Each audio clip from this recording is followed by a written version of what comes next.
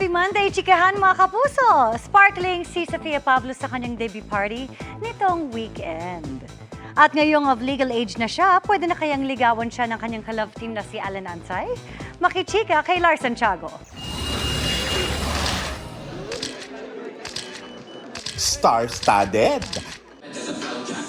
at napuno ng saya. Ang 18th birthday celebration ni Sofia Pablo nitong Sabado na dinaluhan ng pinakamalalapit sa kanya. Kabilang sa nakiselebrate ang mga kapwa Sparkle Young Stars sa pangunguna ng ka-love team niyang si Alan Ansay. Super happy kasi like parang years in the planning na rin to eh. Tapos parang ang tagal-tagal ko na siya pag nilolook forward. Actually wala nga akong tulog. 3 a.m. na ako natulog. Super excited ko. Present din ang mga itinuturing na kuya at ate ni Sofia na may birthday wish sa debutant. Unang-una, maligayang kaarawan. You are now legal.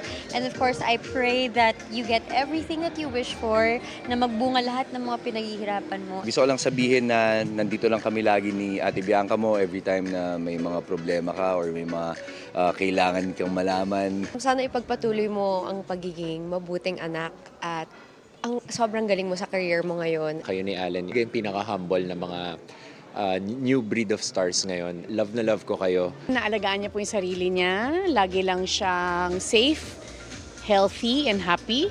Ngayong 18 na si Sofia, hindi naman nakaiwas sa panunukso ang ka-love team niyang si Allen. Tototohanin na ba niya ang panliligaw? Bawal pa. Bawal pa rin. Kaya sabi, binibiro nga ako ng mga directors, Allen, bawal pa. May tamang time daw muna dyan. So, ayun, mag-enjoy daw muna sa career. Ano mo ba siya kamahal? Mahal ko siya dito, Lar. I'm willing to wait. Maghihintay po ako sa tamang oras. Kilig! Ano po, syempre masaya kasi secret po. May love advice naman sina Sanya Lopez at Beauty Gonzalez for Sofia. Basta kaya mong ingatan ang sarili mo at kaya mong kontrolin ang sarili mo, yun lang masasuggest ko. Oo, go, baka nga maunahan mo pa ako eh. Okay lang may crush. And wag na munang seryoso kasi and this is just the beginning of life and dami pang mangyayari. Lars Santiago, updated sa showbiz happening.